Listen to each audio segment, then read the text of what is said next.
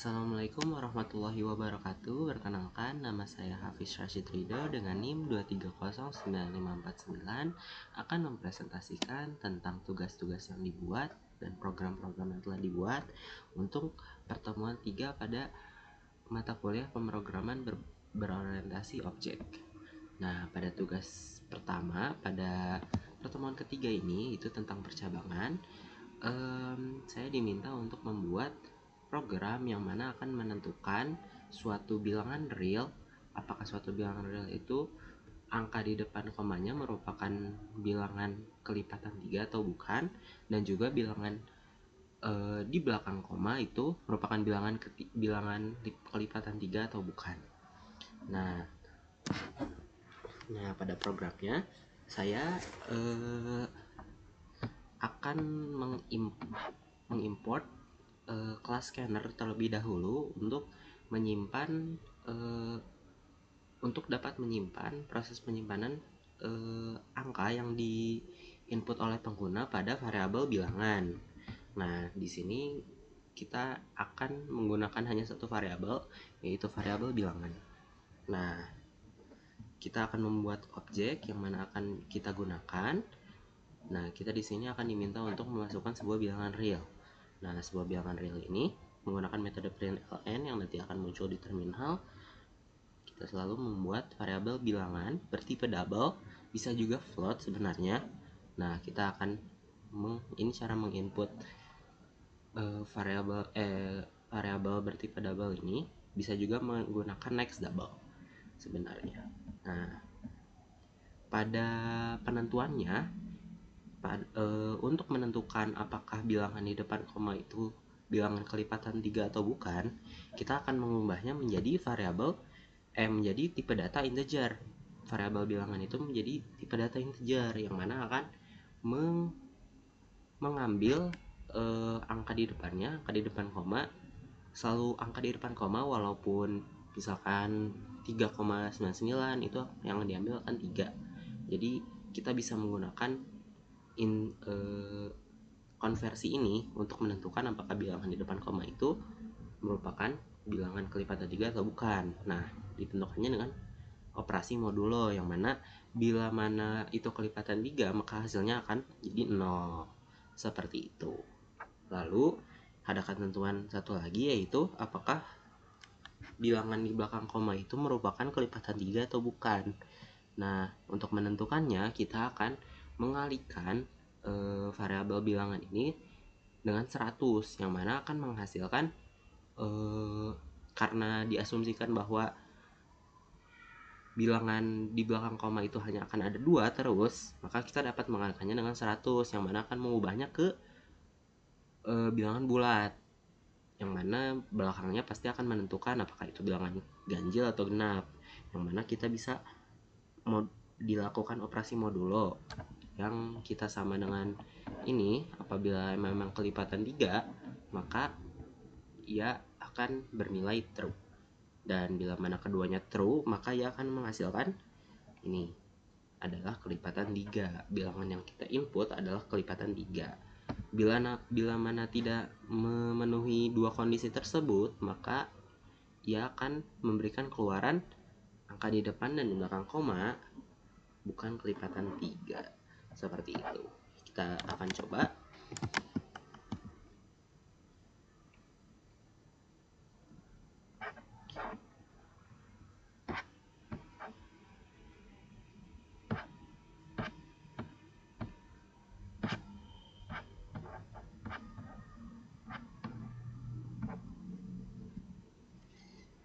Kita akan input 12,99 adalah kelipatan 3. Di sini bisa dibuktikan karena angka di depan yaitu 12 merupakan kelipatan 3 dan 99 juga merupakan kelipatan 3. Bila mana kita coba lagi yang merupakan bilangan yang tidak memenuhi kedua kondisi tersebut, misalkan 4,70.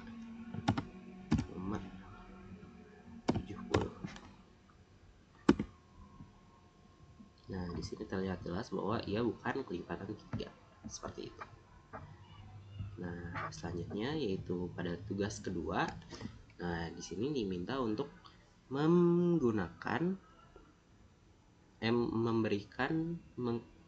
meminta inputan pada pengguna untuk memasukkan dua bilangan, yaitu bilangan pertama dan bilangan kedua, dan kita juga menginputkan apa operasi aritmatika yang yang akan kita inginkan gitu. Nah, pada ini kita sama dengan tugas pertama sebelumnya, yaitu mengimport scanner, karena ini penting untuk untuk proses penyimpanan yang akan kita lakukan pada variabel yang telah kita deklarasikan, yaitu bilangan pertama, bilangan kedua, dan operasi. Nah, di sini kita akan membuat objek bernama scanner, lalu kita akan memasukkan bilangan pertama. Nah, di sini bilangan pertama menggunakan integer.parseInt kurung scanner.nextLine. Ini juga bisa menggunakan nextInt. Nah, pada hal ini kita setelah meminta bilangannya yang dibutuhkan oleh pengguna, lalu kita lanjut ke operasi aritmatika yang diinginkan. Nah, di sini kan ada sesuai dengan case-nya, yaitu ada 5, dan kalau tidak ada dia akan menolak dan langsung memberikan keluaran operasi tidak cocok. Nah, untuk cara menginput cara adalah sebagai berikut, yaitu menggunakan scanner.next. Kita akan meminta setelah next itu kita akan mengambil karakter pada sebenarnya string pertamanya, seperti itu. Nah, lalu kita akan lakukan operasi switch. Nah, operasi switch ini akan membandingkan hasil dari inputan yang kita telah berikan kepada case-case berikut case-nya. Nah, default, bila mana tidak ada yang sama, dia akan langsung pergi ke default, seperti itu. Nah, setelah dideklarasikan switch pada variabel operasi, maka kita akan bandingkan bila mana tandanya itu plus atau pertambahan, penjumlahan, dia akan menjumlahkan. Nah, operasinya itu di sini di terakhir, langsung pada metode println-nya, sebab ini juga bisa digunakan tanpa harus mendeklarasikan variabel terlebih dahulu. Walaupun mendeklarasikan variabel terlebih dahulu juga bisa dilakukan ya. Nah, bila mana perjumlahan, maka ini penjumlahan tandanya. Lalu bila pengurangan, makanya juga pengurangan, lalu perkalian, bagian, dan modulo, operasi modulo. Nah, pada bilangan pertama ini juga pasti dilakukan pada bilangan pertama terlebih dahulu, yang mana bilangan pertama akan dikurangi oleh bilangan kedua, bilangan pertama akan dibagi oleh bilangan kedua, seperti itu. Dan bila mana tidak ada yang cocok, dia akan pergi ke default yang akan mengeluarkan operasi tidak cocok, seperti itu. Kita akan coba run.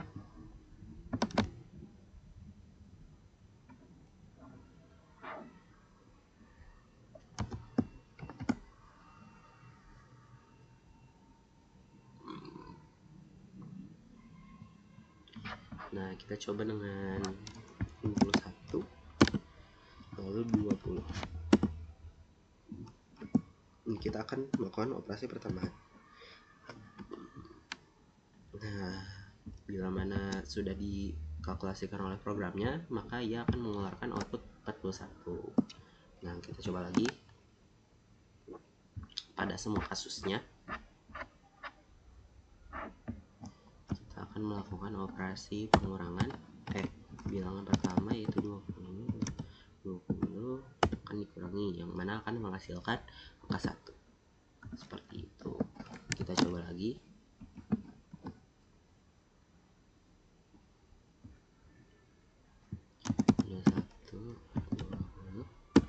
Akan menghasilkan, bila mana perkalian itu akan menghasilkan 420. Itu lalu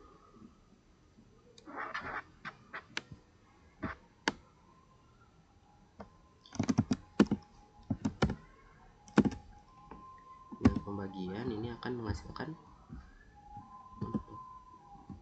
seperti itu. Nah sebenarnya ini juga bisa dilakukan dengan bilangan float ya, hasilnya bisa dikonversikan pada bilangan float lalu hasilnya akan dikeluarkan, yang mana kita coba lagi.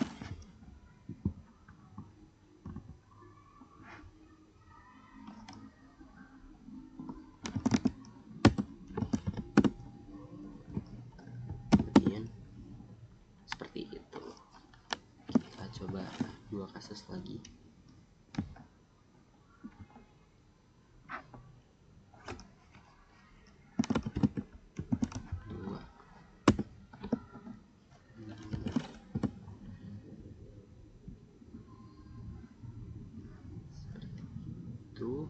Lalu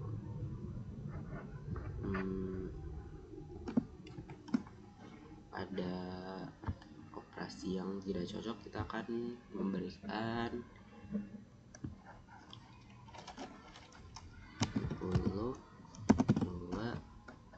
kita akan memberikan kode ini deh, pangkat. Nah operasi tidak cocok seperti itu. Kita lalu beranjak ke tugas ketiga, yaitu tentang penentuan berapa selisih antara jam dan menit mulai dan jam menit selesai. Nah, kita di sini lagi-lagi akan menggunakan class scanner, yang mana akan kita gunakan buat objek baru. Nah, masukkan jam mulai. Kita di sini akan menggunakan 4 variabel, sebab kita memerlukan jam mulai, menit mulai, jam selesai, dan menit selesai. Lalu juga ada menit selisih untuk menghitung keseluruhannya. Nah, untuk hal ini kita akan menghitung selisihnya kan. Nah, di sini kita sudah bicarakan tadi tentang bagaimana cara menginput pada Java. Nah, di sini integer, bisa juga menggunakan next int. Nah, jadi kita punya 4 variabel untuk diolah. Lalu kita akan mendeklarasikan variabel baru yang mana ini menghitung menit total setiap kategorinya, yaitu jam mulai dan menit mulai sama jam selesai tambah menit selesai. Nah, di sini dikonversikan dulu sebagai menit. Nah, bila mana jamnya 10, dia bakal 600 menit tuh. 600 menit tambah menit selesai berapa, misalkan 40 menit gitu. Nah, ini kan digambarkan sebagai jam ya. Jadi kita memerlukan 2, yaitu jam selesai seperti 10.30, 10, lalu jam menitnya 30, jadi jam 10.30 seperti itu. Nah, kita akan kalkulasikan sebagai menit nih, kita akan anggap sebagai menit. Dua-duanya, jam mulai dan menit mulai, sama jam selesai menit selesai. Nah, keduanya.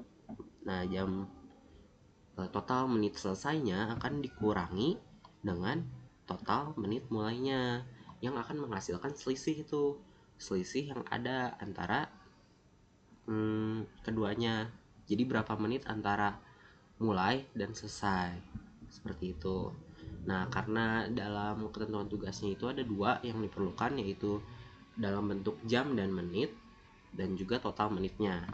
Nah, pada yang pertama yaitu menit selisih, kita dapat memberikan total menitnya dengan variabel ini, sebab ini sudah menghitung total menit selisih yang ada antara jam mulai dan jam selesai, seperti itu.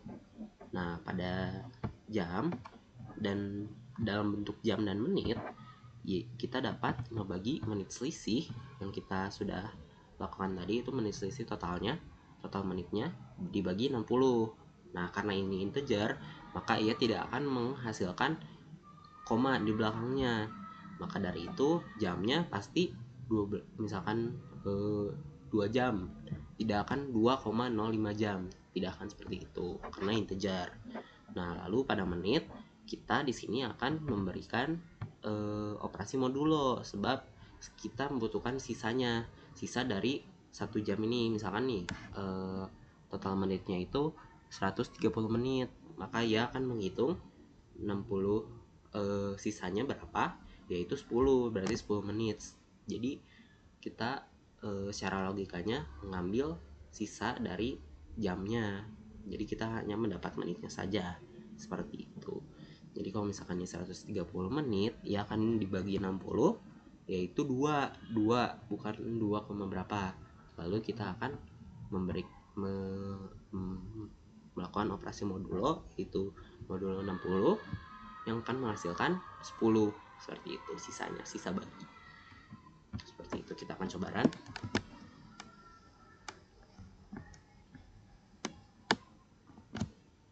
Nah, di sini juga kita menggunakan format jamnya yang 24. Jadi bila mana kita menggunakan jam 1 sebagai jam 13, maka itu tidak bisa dilakukan karena kesulitannya adalah bagaimana kita membedakan antara jam 1 pagi dan jam 1 siang, seperti itu.